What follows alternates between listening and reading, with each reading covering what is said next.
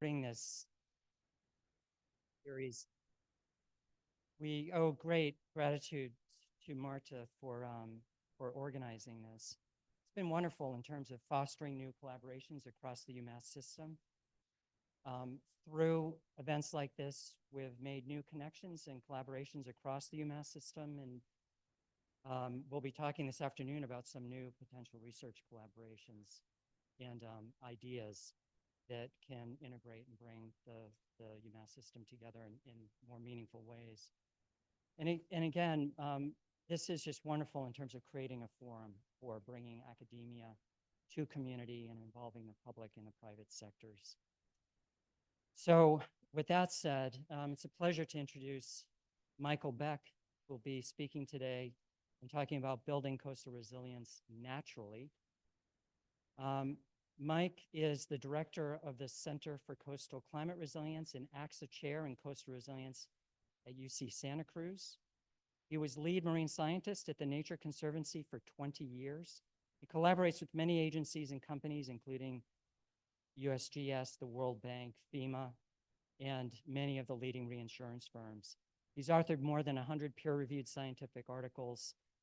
He's written op-eds for major news outlets, including the LA Times and the New York Times. And he's been a Fulbright Fellow and a Pew Marine Fellow. Very impressive resume. Mike, welcome. I'm going to turn it over to you now, and we'll be learning about coastal resilience the natural way.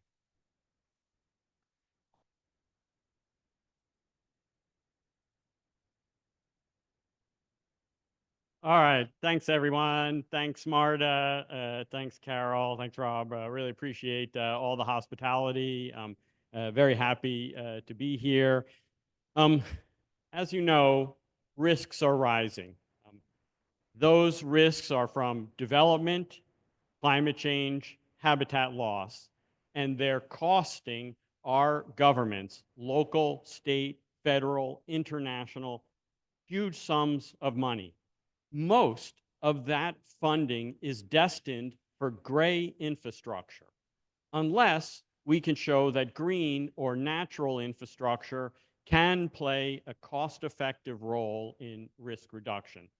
I believe that we can, and with a little bit of climate jujitsu here, we can turn a grave threat to nature into an opportunity to save it. All right, I first want to kind of say a few words about our new center. Well, actually, it's been about 2.5 years at UC Santa Cruz. We have shown, we know that the impacts of climate change are here. California has been a leader in climate mitigation, but must now focus our attention on adaptation as well. Climate change is no longer a future problem. It's a here and now problem. And that is why we need to focus. We've got to focus on nature-based solutions. We've got to figure out how to contribute to reducing social vulnerability. And we've got to bring new tools to that. And I'll be describing kind of all of these in part. This overall is the vision for the center, and that's to advance innovative solutions, building coastal resilience, engaging partners, fostering leaders to address climate change in California and beyond. This is a campus-wide effort. I report directly to the Vice Chancellor of Research. We are focusing across campus on climate adaptation in particular, nature-based solutions, climate justice, communications, and visualizations. We received a grant of $20 million from the state of California to stand this center up about 2.5 years ago, and we have been very busy in the past few years, starting some 40 projects from arts to engineering across campus. That says 35 fellows there. We just funded another 17, so we're around 50 fellows across campus and visiting as well. New partnerships. I'm not going to go into the list of publications. We also work on policy. I'll describe a little bit of that kind of work, looking at reefs as natural infrastructure, which I think we should do for other coastal habitats. as well. And some folks here were at the forum that we helped co-lead at the National Academy of Sciences recently. All right, a great deal of what I'm going to talk about from here is a little bit more about the work of our lab, the Coastal Resilience Lab, within the center. And in sum, what we do in the work that I've been helping to lead over the past 25 years is assess coastal risks. We rigorously value the benefits of nature for reducing those risks. And having rigorously valued those benefits, we look for opportunities and incentives to invest in those habitats to reduce those risks. And you'll see in examples that I present that those run the gamut from insurance to disaster recovery funding and the like. Many people, this is only the very shortest of lists. Disappeared from the, okay, very good. This is only the shortest of list of folks who are involved in that effort from the team, among others. Okay, as I said, risks are rising. The video that you see.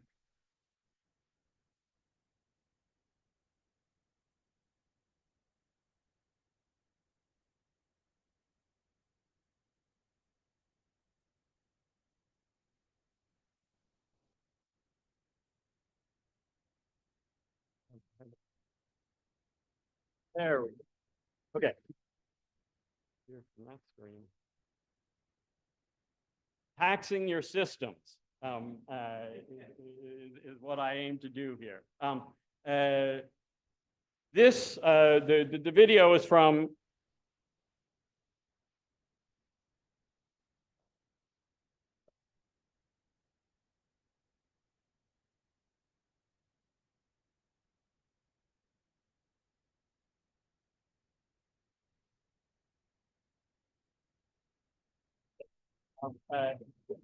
from just about 2 months ago, just before Christmas. Before now sitting in the from an exceptional storm event, although I would say exceptional, except we'd had one like it 2 years ago, which cut the Capitola Wharf in half on the other side of my town. We are facing those kinds of risks increasingly. When I'm over here, I'll just try to stand over here. Can you hear me well enough there?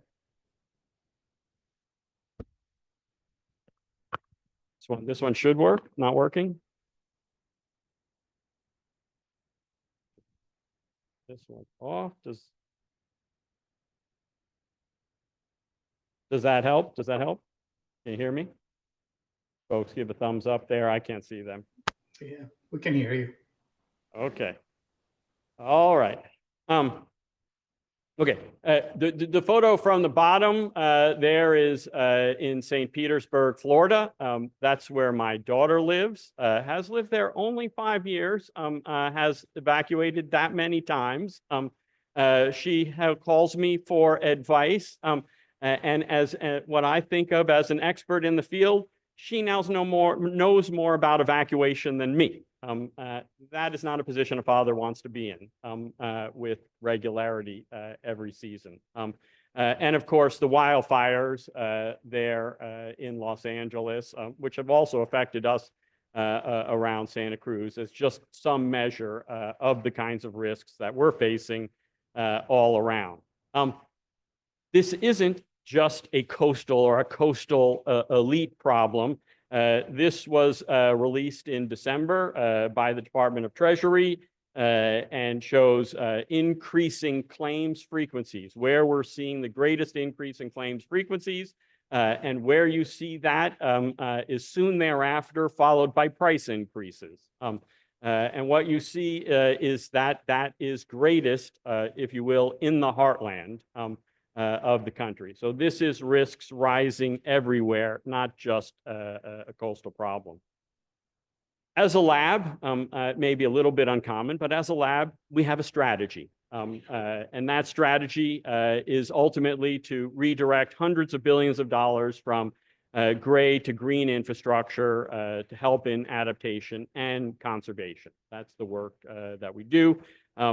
We do that by working on the science and then actively working in the science policy practice interface, including with the risk industry on national economics, benefit cost analysis, and new investment tools. And I'll be describing some of those along the way. As I talk about the role of nature in offering coastal protection, there are kind of like a couple of key features just so people know what we're talking about here. Wetlands, be those mangroves or marshes, work by reducing waves in part, but which is kind of shown here in this little flume. But they also work by reducing surge in particular, holding back surges of water. Reefs in work that we've shown over years help protect coastlines by breaking waves. They also apply friction, reducing flow, but in particular by reducing energy through wave breaking is their kind of key characteristic. In a lot of the work that I'm going to describe today, I'm going to be talking about flood risk and the results of flood risk analyses. And this graphic here, this map here, explains the bulk of what we do in that work. And I'm not going to go through all of the engineering models, tools, and the like. It's a huge amount from oceanographic to hydrodynamic to flooding to the economics. But they all start ultimately by being able to develop flood maps like these. So this is for a 1 in 10 year event, Grand Bahama Island. The areas in blue are the flooding that you would expect at present with mangroves. The flooding in red is what you would expect if you lose mangroves. So basically, the people and property under those red areas are the ones receiving benefits from keeping mangroves in place. It's a little more complex than that, but you basically tally up the people and property under there, apply damage functions, do the economics, and you estimate the benefits either on an annual or to these extreme events. We apply those kinds of analyses locally, nationally, globally. This is from one of our earliest publications, looking at the global value of mangroves around the world. And you can see that annually, they reduce flooding by some tens to hundreds of millions of dollars as summed up in 20-kilometer sections of coastlines. Those benefits are huge, and we can identify the places where they're particularly significant, the hot spots where mangroves particularly provide those. We've done the same kind of analyses for coral reefs around the world. So this is showing the same sort of thing, and tens of millions of dollars in benefits for flood risk reduction and where you can find those benefits.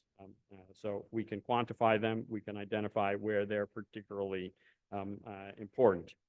We can do higher resolution national scale analyses. So this is some work that we did together with USGS for reefs around the world. What you're looking at in kind of the highlighted shadow areas there in blue are the sections of reefs around Oahu that are offering more than $1 million per kilometer annually in coastal protection benefits. The areas that you see in red are the 100-year floodplain without those reefs in place.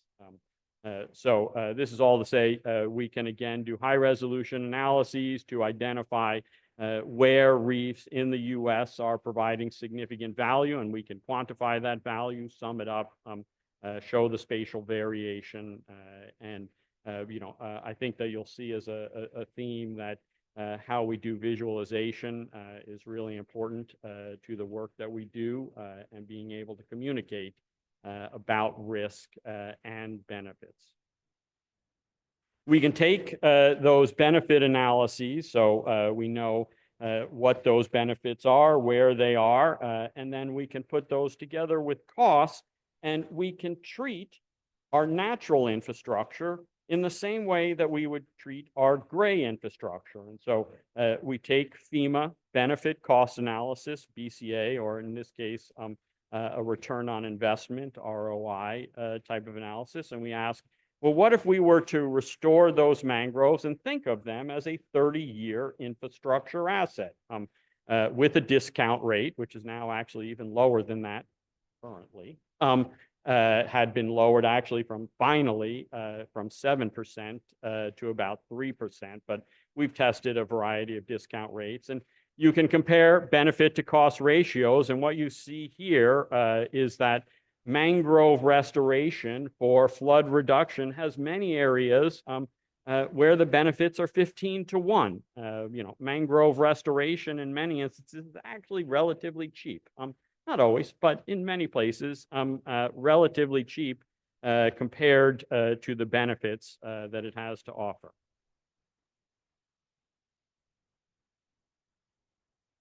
Okay. What I just tried to sum up there was about 15 years of work from about 20 odd folks in probably what was about 10 slides.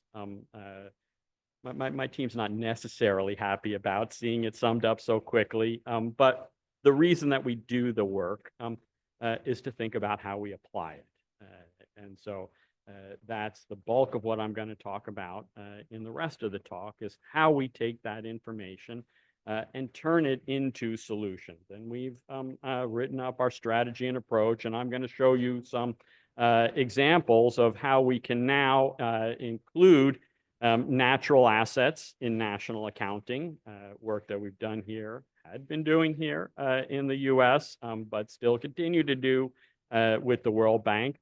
How we think about and rethink about our infrastructure investments, use disaster recovery funds to repair natural defenses, work with insurance to identify a variety of incentives, and build some innovative demonstration projects. So I'll provide a little bit of example along the way here. Okay. First, I'm going to start with some of the work that we've been doing with the World Bank on their Changing Wealth of Nations, or QUAN, analyses. And we've been doing this work for a number of years with them, showing just the latest reports released late in 2024, where we have been incorporating the national values for all nations, nearly 100 nations, with mangroves, the benefits of those mangroves to national wealth. And this sums up a great deal of that work. I'm not showing you. We have ultimately summed up by country, so you can go to every country. You can go to, as I showed in one of the earlier maps, 20-kilometer sections of coastline to know where those benefits are occurring within every country. But what you see here in the first instance, so look at the upper lines, the really increasing economic risk. So the green is the capital stock at risk, and that's rising really rapidly. Because of that, at the same time, mangrove benefits are rising. Even though we've actually lost some mangroves, we used to have really significant losses kind of prior to 2010 and really prior to about 2000. Those have slowed in most places, but the value of mangroves is increasing really rapidly because risk is increasing so rapidly overall. You also see benefits to people. Those are a little less so. There's a little bit less growth in the risk of people at risk, and so then a little bit less growth in the benefits of mangroves. So that is what's summed up in there. The short message from all of this is that you can indeed incorporate our natural assets into national accounting. We know how to do it. You can do it. We can do it here in the US too. We've been making a great deal of this information widely available. So you can go to our Coastal Resilience Explorer online. You can download that data. It gives you a good idea of kind of current risks and benefits, mangrove cover, and the like.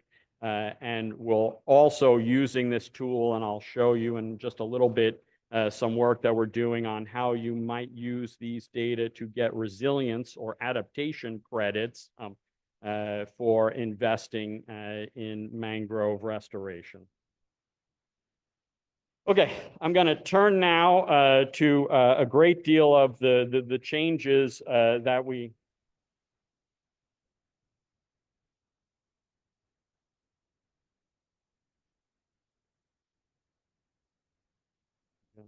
We're going to get this to work. It's going to might require a teeny bit of back and forth. And this one, unlike all the other videos you'll see here, this one is from NASA. Everything else that I showed you, except for the New York Times video, the upcoming videos are all videos that we produced.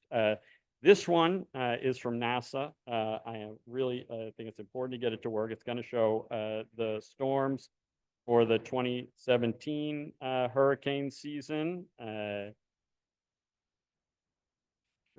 Which of course it'll speed up and show Harvey, Irma, and Maria. So it didn't show some of the earlier storms. But you know, we all know that the impacts of Harvey, Irma, and Maria, not just here in the US, but across the Caribbean, were really substantial. And I'm showing this for a few reasons. One, I think it's a great video. Two, I think it's important to recognize the kind of data and the visualization tools that our government has provided, and is incredibly important that we somehow continue to provide this sort of information, and to remember the kinds of risks that we faced and the kinds of damages that we faced, not just in the US, but across the Caribbean. And this is but just a snapshot of one of the storm seasons. Okay, after that, and this, as you remember, was in Trump 1, $100 billion was provided for recovery from those damages that occurred throughout the nation. And we did a couple of things as part of that work. And the first was to show that storm damage, those storms, in this case, Irma and Maria in particular for Puerto Rico and in the Caribbean, caused significant damage to our natural infrastructure. The areas in blue on this map are areas surveyed by NOAA showing damages to the reefs off of San Juan, Puerto Rico, and then we have this for other areas as well. We then went in with USGS and quantified what that loss of those barrier reefs meant to increasing flood risks in Puerto Rico.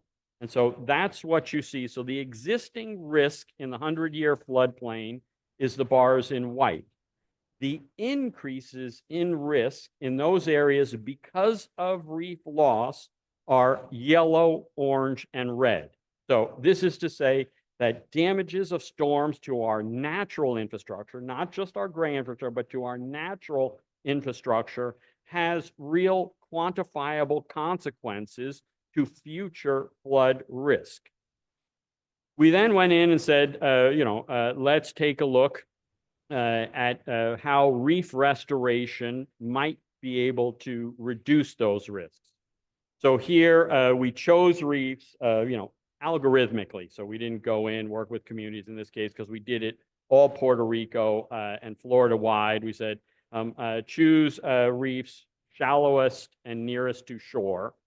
And that's the kind of yellow or mustard colored line that you see just offshore there inside the reef habitat envelope. And then we asked how much that restoration would reduce risk. And that's the blue on top of these bars. So here again, we can quantify how restoring our natural infrastructure could reduce risks, our both economic and social risks. That's some work that we published with USGS, provided all the data is out there for that. And then just last month in Science Advances. And as I mentioned, this wasn't just San Juan. We did this for all of the reefs of Puerto Rico and Florida, and just published the results of those benefit cost analyses for that potential restoration, showing here again for reef restoration, you could deliver some really significant benefit to cost ratios for those efforts, and again, where you can do that. And even in Florida, there's interest, strong interest in doing that work. This is one of the visualizations of that.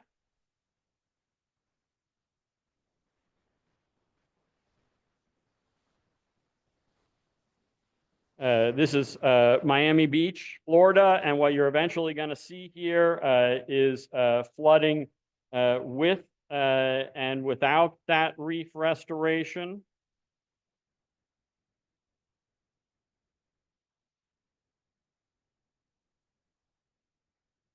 And here, what we're trying to do, and I'm going to show you a couple of visualizations like this, is to be able to see the results of these risk models using game engine technology. So we're trying to take all of this engineering, hydrodynamic modeling, take it out of the black box and be able to visualize it much more easily. And ultimately, you know, you'll be able to, just as in a game, be able to move around within these geographies. As part of that work, we show not only the economic benefits, but that reef restoration can be particularly important for reducing risks to some of our most vulnerable.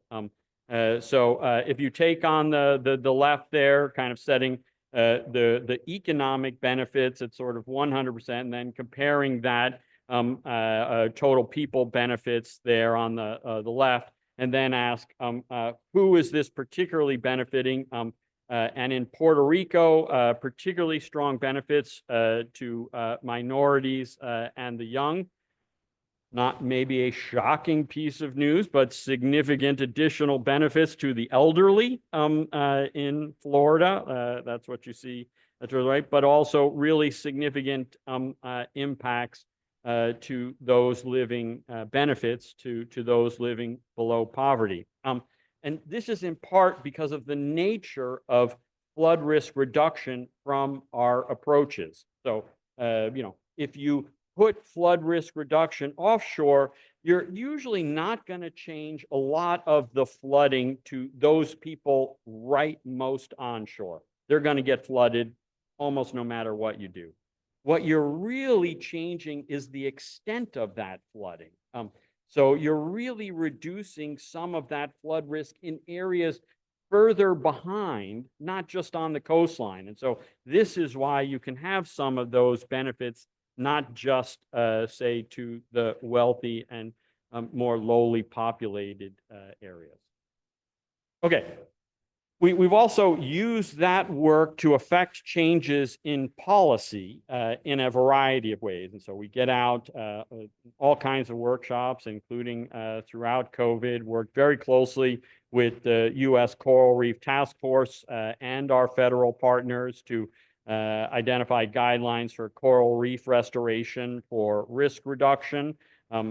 These kind of combined efforts, and those of many other folks too, helped in getting first of its kind FEMA funding, hazard mitigation funding to reef restoration in Puerto Rico. A hugely important win. I mean, there are major source of money if we can finally redirect recovery and hazard mitigation money to nature. The benefits, you could double conservation benefits, conservation spending, and that would have no marginal effect as compared if you could change just 10% of how we spend disaster money in the future. We can talk more about that. We've also been working to change policy and have gotten reefs identified as natural infrastructure in either through executive orders or legislation in Hawaii, Puerto Rico, U.S. Virgin Islands, Guam, American Samoa, Northern Mariana Islands, among others. And we're working on this more broadly as well. We've also worked on insurance-related initiatives. I mostly was giving examples there about benefits applied to disaster recovery, hazard mitigation funding and policies. Starting about 10 years ago, we started working with the industry and started trying to incorporate nature into industry risk models. And this is the result of some work done with Lloyd's of London and RMS, which is now RMS Moody's, one of the leading risk modeling firms for the industry overall. And we asked, how much did wetlands reduce potential damages from Hurricane Sandy? Not in our models. Even though our models are basically more or less the same as the industry models, it's still got to be in their models for them to think of it as truth, as the way that this works. So we said, okay, let's do it in your models. Showed that wetlands throughout the Northeast during Hurricane Sandy estimated to reduce damages by over $600 million. We could show where they played some of the most significant roles. We also then examined a whole variety of storms in their models, found about a 15% annual reduction in risk, which is, the kind of reduction that you would normally expect to see in a premium reduction, sufficient for a premium incentive.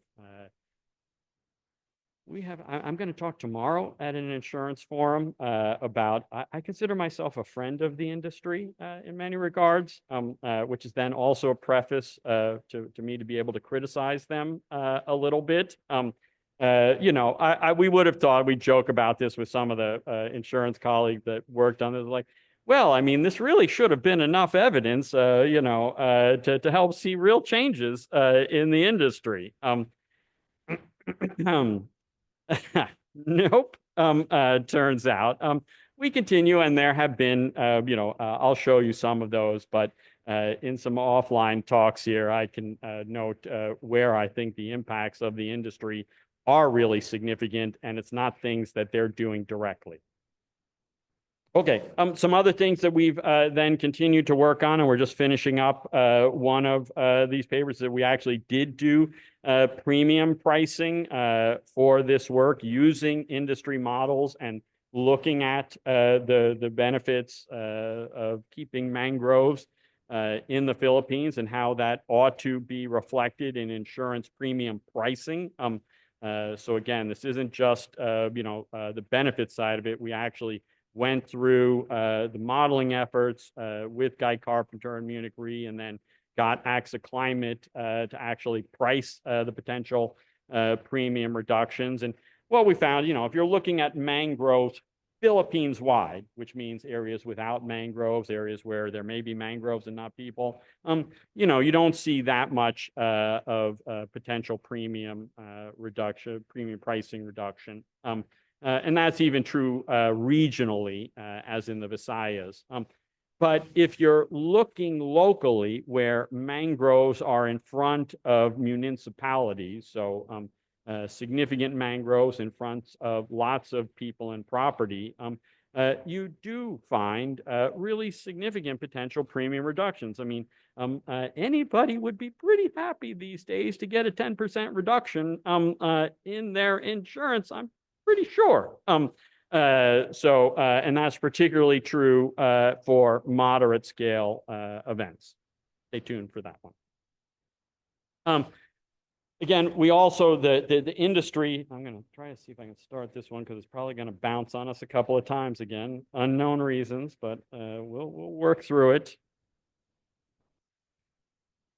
You know, getting the drill down here. You know, we also think the industry often has very low transparency in their risk models. Actually, frankly, most risk modelers have low transparency in their risk models. And this is a big part of why we're doing this work with game engines, is to be able to take these results out of those black boxes and be able to show them. And again, this is the results of current and future flooding models, considering not just sea level rise. That's what you kind of see in the title there, but it also includes predictions about future storm intensity as well. And you're going to see a switch from ½ meter to 1 meter of sea level rise. And for those of you who have landed at SFO coming up now, you know, you're probably not surprised to see a result kind of something like this. You know, the Bay Area, and particularly that section of the San Mateo coast, is some of the most at risk in the nation and under-recognized for those risks. Okay. We've also done work with the industry.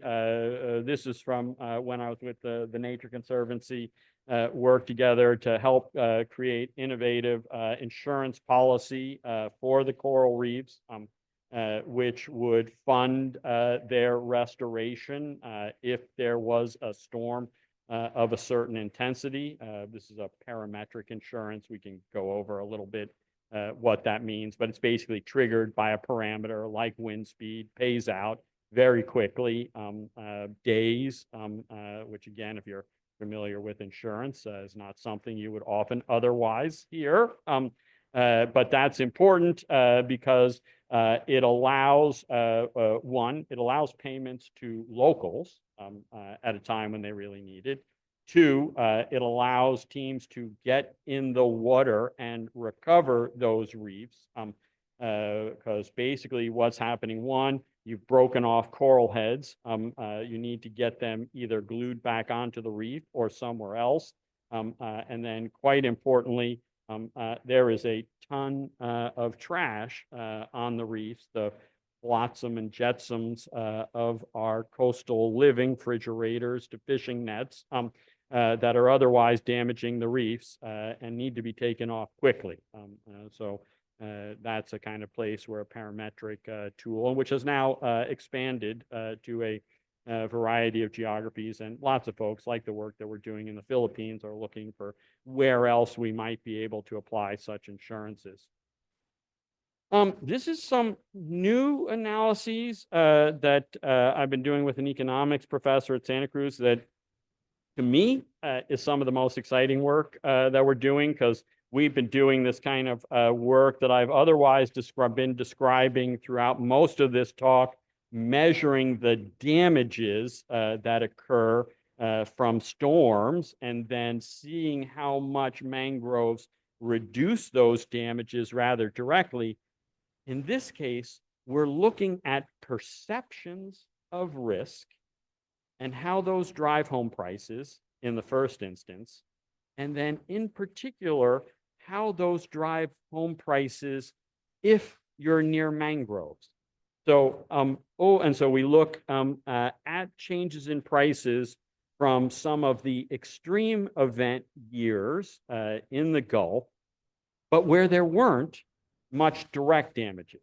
So we're looking at home prices a couple of years, not after direct damaging events, but at others.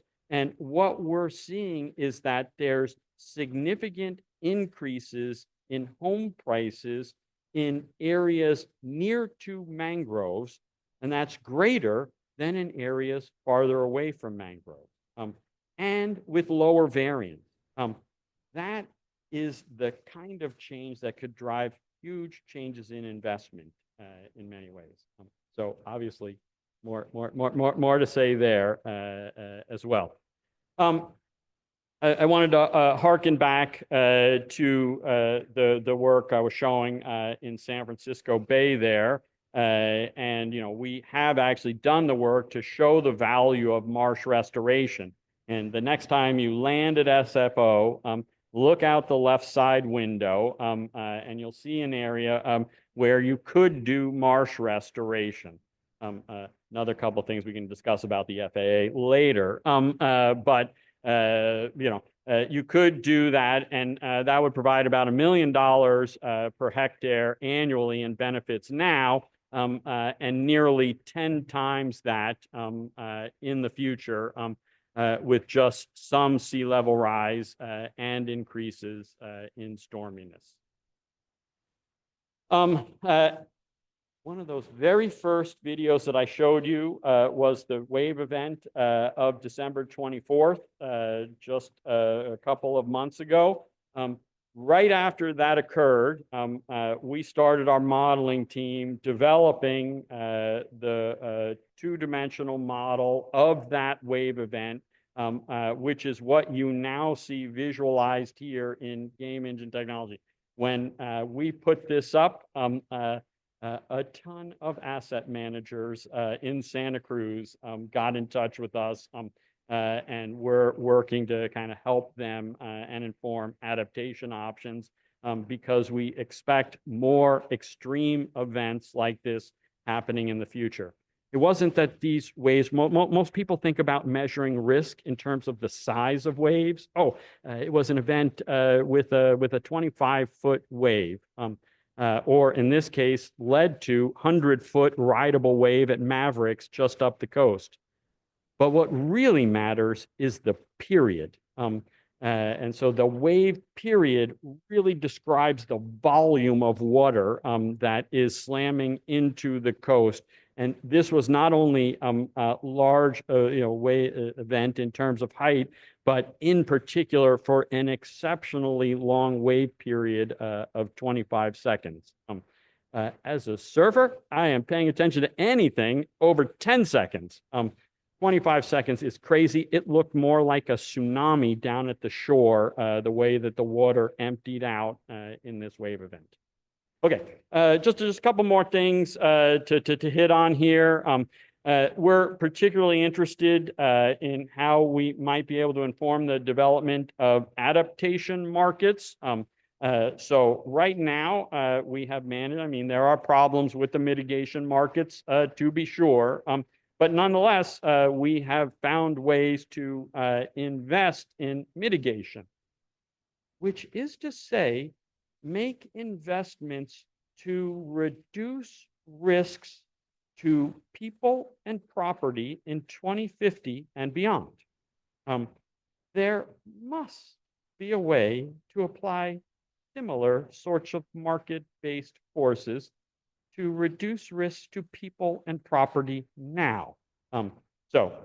That's the short form of the argument for an adaptation market, and we've been doing a great deal of thinking about what it would take to actually create one of those.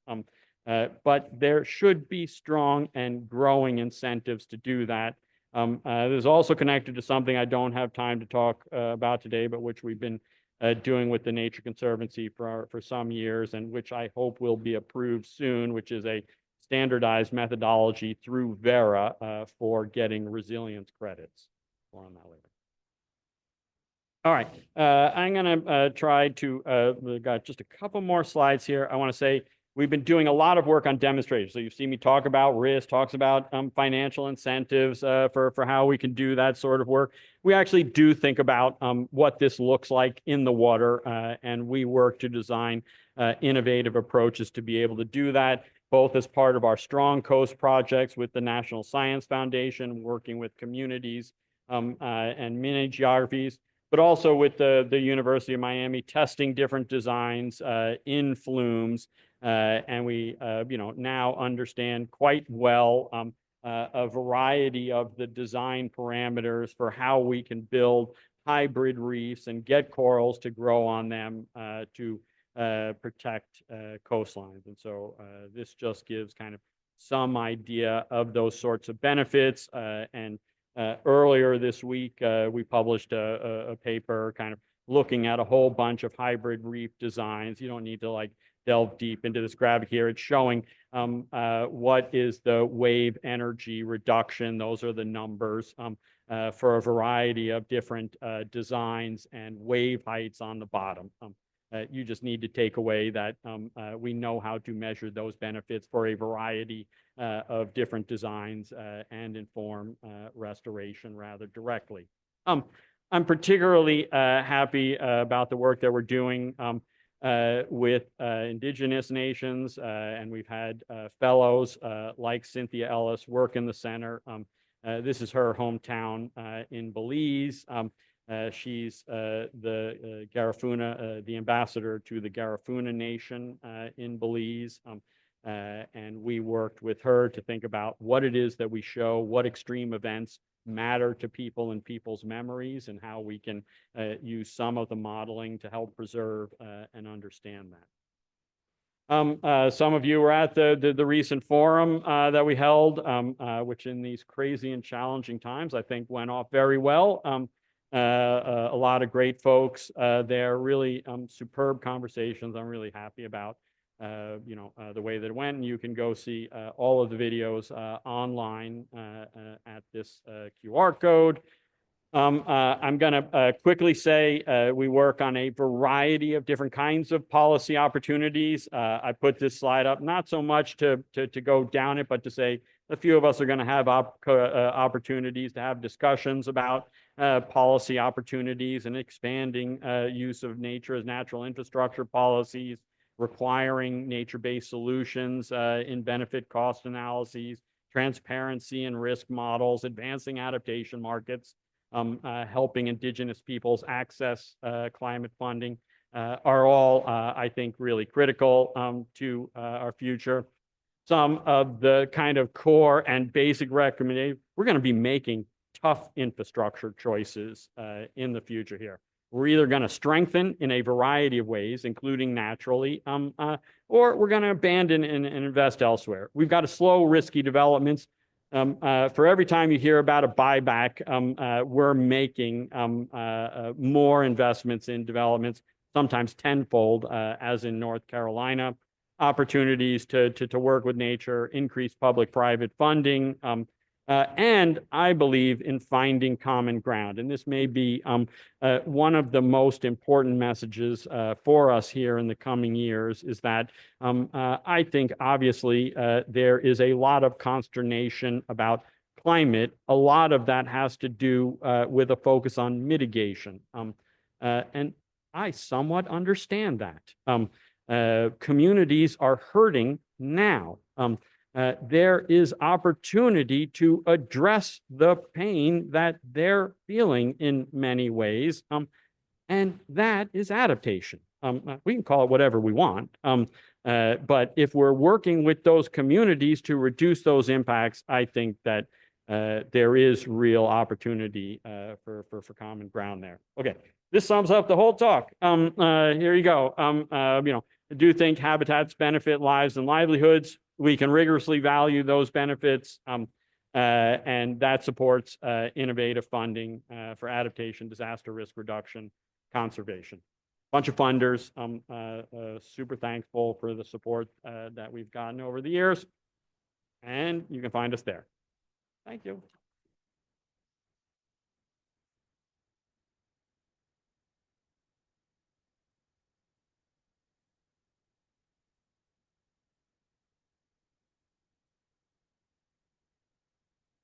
Sure.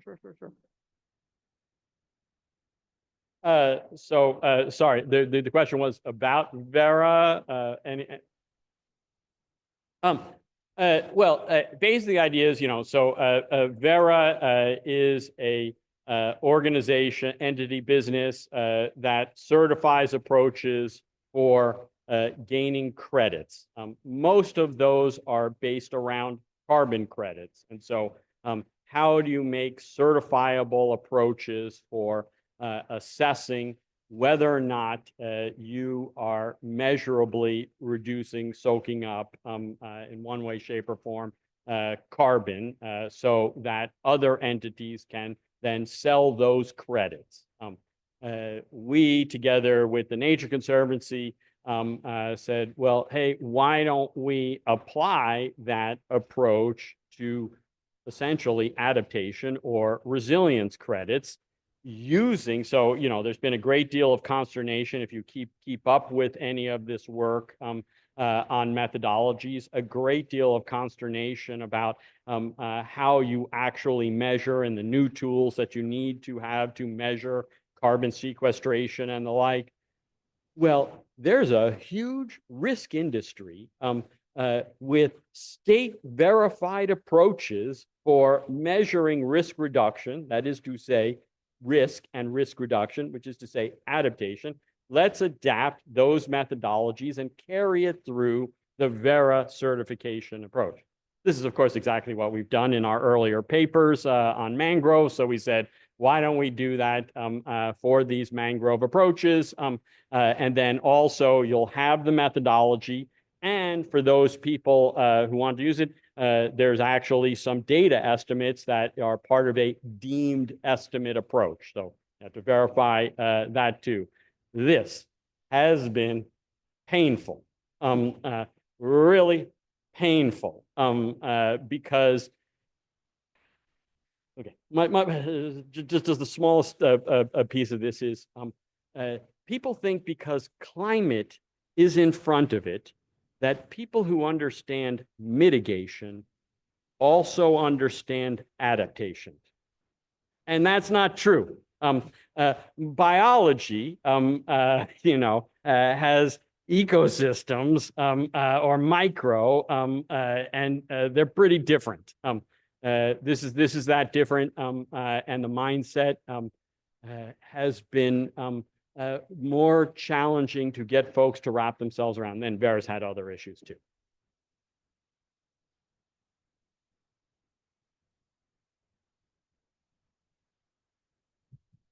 Hi, my name is Bala. I work at the Sustainable Solutions Lab here.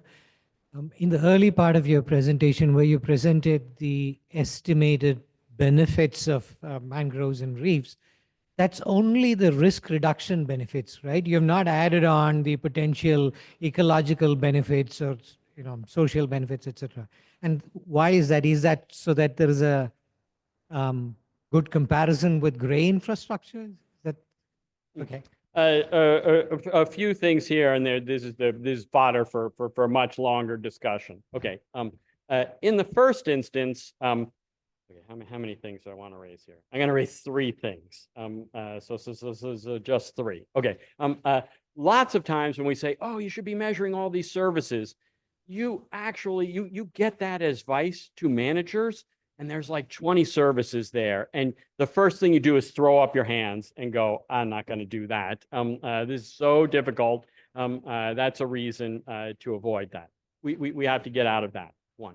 Two, most managers, despite the fact that we want to have them think about a whole variety of benefits, most have one that they need to manage for.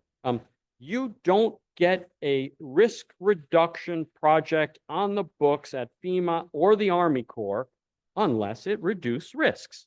No matter how much fishing opportunity it might offer, if it doesn't reduce risks, you're not getting it on the books. Now, once it's on the books, they'll sell it in a variety of ways, but it's got to make it onto the books. Okay, that's the second thing. The third thing that I will say just briefly here is to say that most of the other benefits don't pencil out in a benefit cost analysis. No matter how much you want them to, they generally don't. I'm a conservationist at heart. I don't think they should have to. I'm going to look for the ones that are going to pencil out.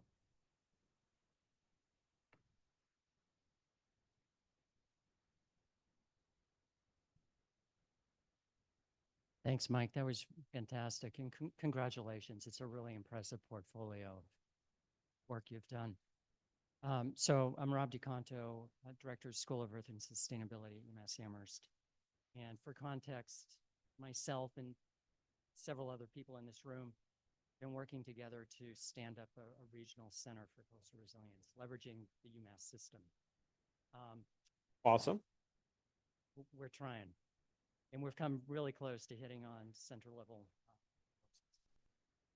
Of course, that's changed, but that's exactly what I want to get at. So I love, it just makes such perfect sense to leverage funding for disaster relief to be preemptive and right and really wonderful. But for the US now, given the new landscape in terms of federal funding, FEMA, for example, other agencies that we don't even know if they'll still be solvent, how has your thinking about funding and support and pockets of money that made really good sense to use in a proactive way, how's that changed for you?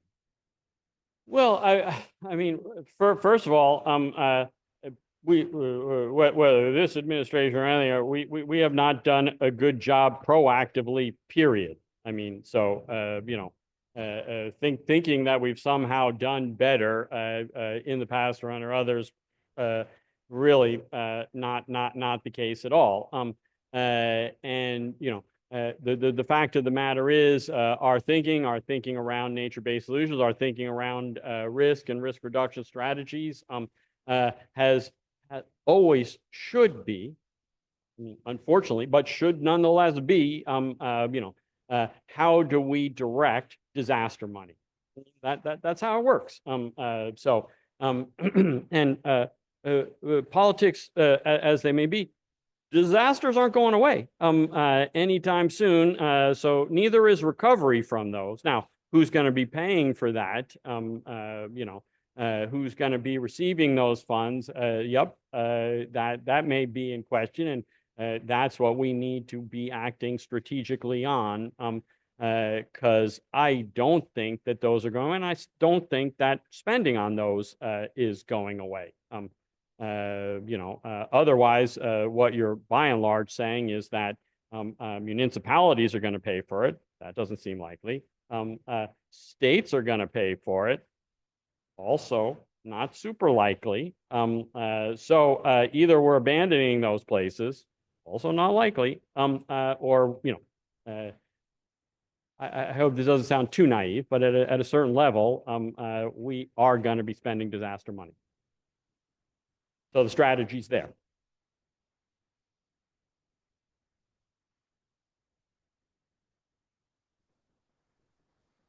Can you hear me? Yes. Hi, Mike. Thank Hi. you. Allison Bowden from the Nature Conservancy. It was great to hear this kind of catch up on the arc of where this work has sort of where it started and where it's come to. The theory of change is sort of roughly that if we influence the economic thinking, that we will change the investment, right? Sure. So you showed there's new data about the changes in property values where there's mangroves. You also referenced that some of your expectations in working with insurance companies, so the private sector, because we've talked some about the public sector, and there's also the private sector. Has your thinking about the theory of change shifted in terms of what kinds of information will change decisions about investment? Or do we need to do something different? Do we just need to do more? Are there different questions? Or are we going to get there on the path that we're on? Yeah. Oh, okay. I am an optimistic person by nature. I'm not, depending upon which side of the bed I get up on, I'll tell you whether or not I think that we're going to get there. Some days I think we got a running shot at it. Other days I just keep plugging. Is the way that I would say it. Again, I focused a lot on economics. I do care about the many other benefits. So I don't want to make it as though it's only about economics, but you know, we heard early on that if you can't make the economic argument, and particularly in these days when we're going to get even more transactional, if you can't make the economic argument, we're not even likely to be able to keep shoving our foot in the door. You know, so that's why the strategy is aligned that way. It's also true that in doing the work, you know, I truly believe it makes cost-effective sense for us as taxpayers, period, in many places. And then beyond that, yeah, I do believe in multiple benefits and the things that many of us care about when we choose to live or go or visit places. So, you know, I think that all of those things will and can factor in. I also believe, although, you know, restoration ecology has been challenging, you know, wherever we give nature half a chance, it's pretty resilient if we've got something to work with. And it's only when we let things get so far where we're, let me say actually just one other thing. And then maybe something that you've heard me say before, which is, you know, if you ask me what and who are some of the greatest challenges to this work, you know, when I started this, I would have thought, oh, engineers or others. No, actually, they're more than keen to engage in this kind of work. By this kind of work, I mean, you know, kind of let's just call it hybrid restoration, which is to say where you're really trying to deliver not just conservation benefits, but also risk reduction benefits. And you are rarely going to get both of those by doing the same thing that you've already done in either risk reduction, which you've heard, or conservation. And yet, if you ask me who stands in the way more often, environmentalists and environmental managers stand in the way of hybrid approaches.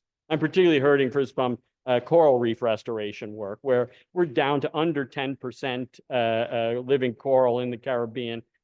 Still got environmental managers standing in the way, and we're basically it's going to have to get to the levels of oyster reefs, you know, down to 3%, and then we'll be willing to do any of a variety of things.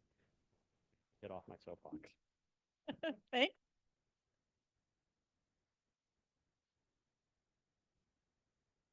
Hi, I'm Gabriela Wocio Santos. I'm the Associate Director of the Sustainable Solutions Lab and one of the co-hosts of the event you're going to speak at tomorrow. So nice to meet you. This is kind of a related question, but I was curious, you know, that you've worked in a lot of different locations and you have projects that you're pushing yourselves, but the work that you've done, has it been taken up by nonprofits or community organizations or communities to use to advocate for this kind of investment, these kind of natural infrastructures in their communities? Yeah, you know, so I'd say there's often very strong interest from community. Well, one, you know, I think it is fair to say that we have partnered with all kinds of entities. We care about our partners. We work very closely with them.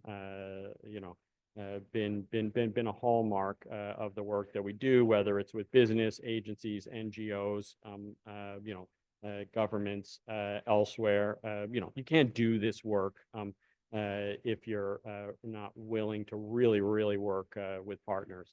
Communities are often some of the most interested, mostly because at the front lines, you know, for lack of words, they're willing to try anything. You know, and they're open to hear anything to see if it might work.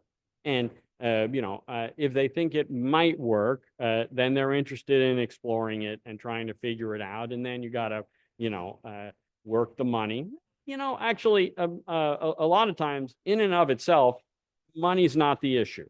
You know, we often think that that's the limiting factor, but you know, if you're doing something that's reducing risks, you know, quantifiably. Money's probably not the issue at the scale at which many of us work in, say, conservation. So it is things like getting the permits and the like that as often stand in the way as anything. Thank you. I was asking that question too because I am from Puerto Rico, and you were talking about Puerto Rico a lot in your presentation. And when I think about that context, I think about how communities might be very interested in this kind of work. And then I can imagine that the municipality and the government would not be cooperative in that.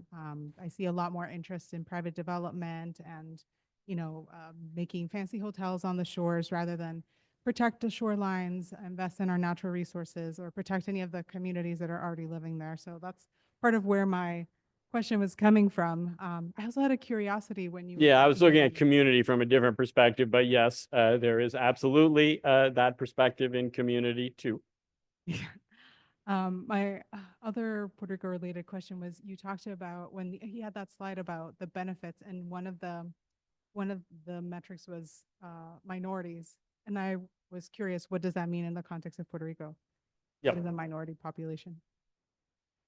Actually, I would have to but before I answer, I actually have to double back and make sure what database we used in that regard. It was a U.S. Census database, to be sure, and so it would have been the categories in that, and so relative to the U.S. population. That was my curiosity. Thanks.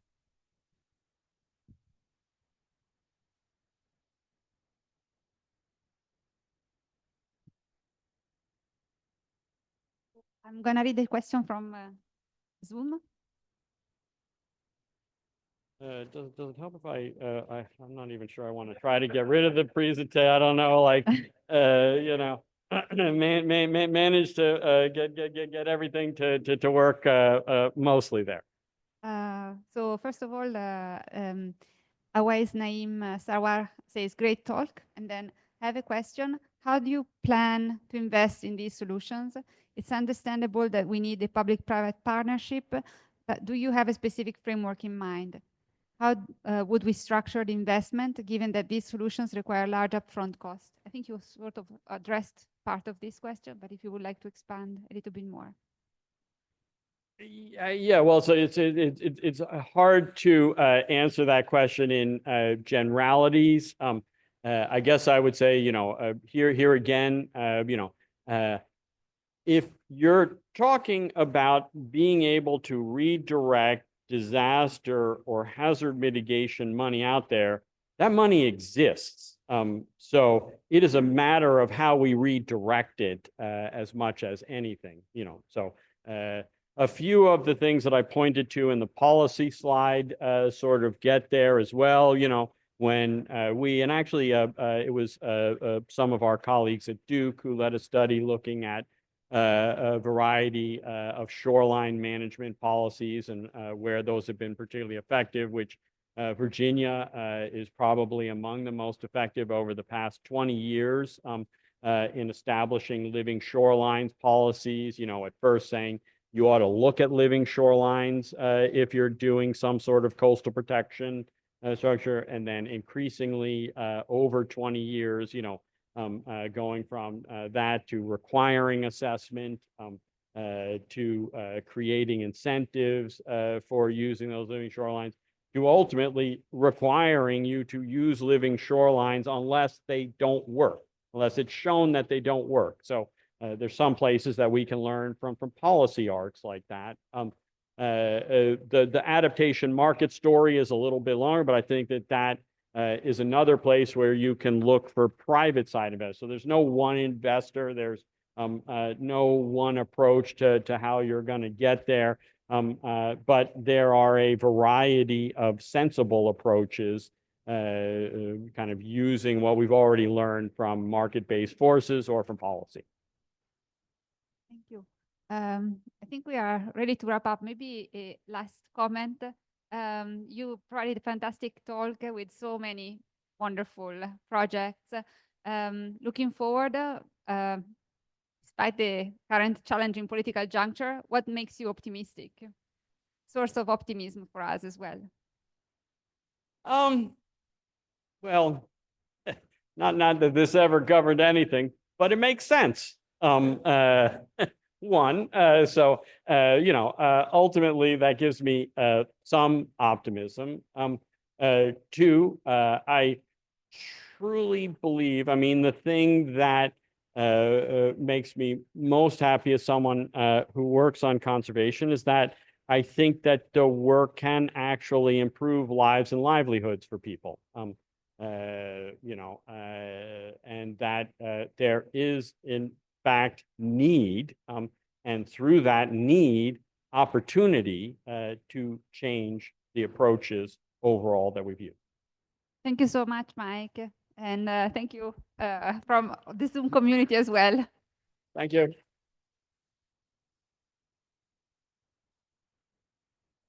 Let's slam this shut.